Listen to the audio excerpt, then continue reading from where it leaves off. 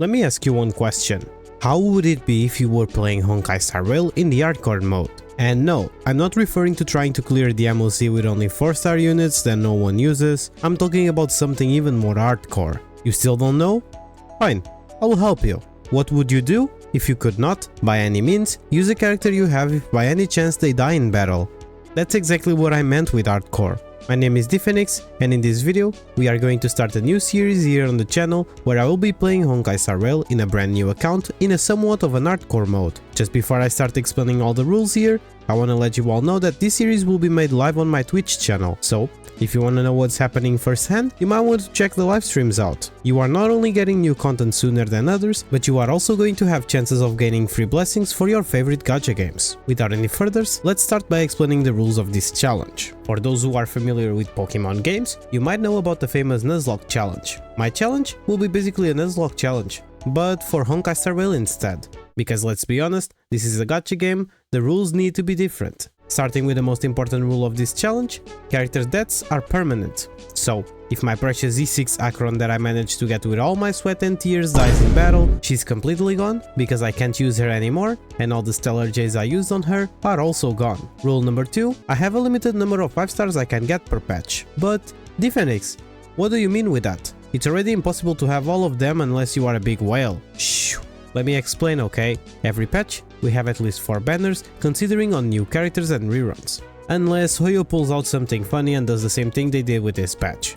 But it doesn't matter, because every time a new patch comes, I will only be able to get one limited 5-star. And hold on, because that's not all. The 5-star I will get, it will be totally up to your decision. Yes, you right there. You will be able to vote on who I'm going to try to get on the next version by voting on my community tab every time a new patch is coming. And this leads to the rule number 3. I will be totally F2P, which means that I will not buy a single battle pass, Welkin or any Jades. I will simply work with what the game has to offer me. Rule number 4. I can use supports to farm, but they will have a level cap, meaning that if my characters are level 20 for example, I cannot use any support above that same level. Rule number 5. I will not be able to use heal items. The only way I will be able to heal in this challenge is by abilities from my team, passives from light cones and teleports, but there's a caveat regarding the teleports. I will not be allowed to go to a teleport specifically for heal. The teleport needs to be on the same way as my objective. Rule number 6. If a character dies, all its relics and light cones are also gone with them. And for last, rule number 7. If all the characters on my account die, it's game over, meaning that I will need to delete this account forever. These are all the rules I can think about now. I'm sure it will be better to watch this adventure rather than be playing it. So, I hope you enjoyed this new series, go grab a popcorn because this will be interesting. And welcome to Honkai Star Rail Hardcore. Our journey starts with Mamacita Kafka playing violin while pretty much everyone in the Herta space station gets massacred by monsters, which is quite worrying. I guess this shows how much of a psychopath Kafka truly is.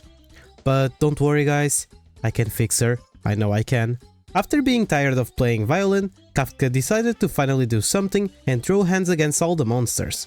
And after learning how to play the game, something I clearly didn't know, thank you so much Hoyoverse, we meet Silverwolf, who is probably God itself, since she literally teleported the enemy that almost stabbed Kafka in the back to some random coordinates. After some more battles and hacking shenanigans, Kafka and Silverwolf arrived to a security room where something called Stellaron was being kept. And by implementing the Stellaron into our body, we are born. And of course I named my Trailblazer Nuzlocke as an honorable mention to all the Pokemon games that made my childhood. After having a small talk with us, actually ending in more questions and answers, Kafka and Silverwolf both decide to go grab some milk and leave us behind. I guess they both remembered that they ran out of milk at the same time. What a bunch of losers. We pass out, and when we wake up, we can hear a girl and a boy talk, and as soon as we open our eyes, oh my god, were we about to be kissed now? Anyways, it doesn't matter because March made sure to stop whatever could happen between us and Walmart Xiao. After introducing ourselves, we tell Dunhang to piss off because we were still mad at him, and we decide to team up with March, because let's be honest, all my homies love March. After a while, Dunhang meets us in a broken elevator, and after telling us he found Arlem, one of the survivors from the attack, he's officially forgiven and joins our team. We rescue Arlem, and when we are almost on the exit, we are ambushed by a Sagittarius looking creature. We have our first quote-unquote big battle, And as you can assume, such pro player like me had no difficulties on this fight. And for sure, no one was on risk of dying. Our pro gamer moves were too strong that their little bro Sagittarius got mad and started crying to call his familia just like Vin Diesel taught him. But worry not, you may have your familia Sagittarius, but we have Imeko's drone. And, by the way, can we pause a moment to analyze how this drone single-handedly dealt with all the enemies there? King's back must be hurting from carrying the match so hard, but it's thanks to him that we managed to escape. We meet with Nasta, and listen up everyone, the situation is under control now according to her. I bet that little drone just eliminated any single monster in the station alone. Asta probably felt so grateful for us that she finally opened the banner system for us. And she was our first character from the gacha system as well. Oh, but what is this? How is this big monster coming to the station if you said that the situation was under control? I guess someone didn't check the cameras sooner, because I doubt a big creature like this wouldn't make a sound or be seen. And Asta was so sad about lying to us that she wanted to be left behind as a sacrifice for the beast while everyone was escaping. And as a good citizen, of course we denied her request and stayed to help, right? Nah, we just left like cowards because let's be honest, if our MVP drone was not able to stop this creature to reach this station, who are we to think we can do it? After running away like scared cats, the Doomsday Beast caught us and it was ready to have revenge from its familia that our little drone massacred back there. We had to lock in, for obvious reasons, and even though some of us got a little hurt, it was no big deal and we taught this beast that the plot armor always wins. But what is this? The beast is charging Super Beam? And for some odd reason, it has a beef with March since she was the only one getting targeted by that. But like I said, all my homies love March, so of course we had to eat that beam for lunch to save her. Oh no, what is this? We ate too much and we are about to explode? Is this the end? Nah, we forgot that our Express has the best Counter-Strike player in the whole universe because he was the only one who managed to defuse this bomb with no problems. And can we talk about the amount of aura we just lost? We gained a lot of it from trying to save our friend, but then we immediately lost more than we gained because it was too much for us to handle. Thank God Walt was there, or else we would be totally cooked. We wake up seeing that everyone survived and we are introduced to Erta, who immediately uses us as an experiment for her little projects. Really, she just met us. Why are we already testing things for her? Aren't you the person with a lot of puppets from your younger self? Why are you not using them to test things? Why always us? Anyways, we clear her little simulated universe demo with no struggles and she gets so impressed that she decides to join our team, as well as unlocking the mail system for us, where we were able to get servo and some extra pulls. And yes, you guessed it, most of the pulls were completely trash. Since we decided to join the Express to try to stop and seal any Celeron that causes problems to the universe, we boarded the Express that was heading to a new planet called Jarilo 6. And to make the journey more enjoyable for all of us, March decided to tell us how she boarded the Express. And let me tell you, if you think you know a character with a sad backstory, March probably got it worse. Naruto losing his parents and being ignored by the village? Nah. Farina having to play a role for 500 years? Nah. Doofenshmirtz because his parents never showed up to his actual birth? Even though that's technically not possible?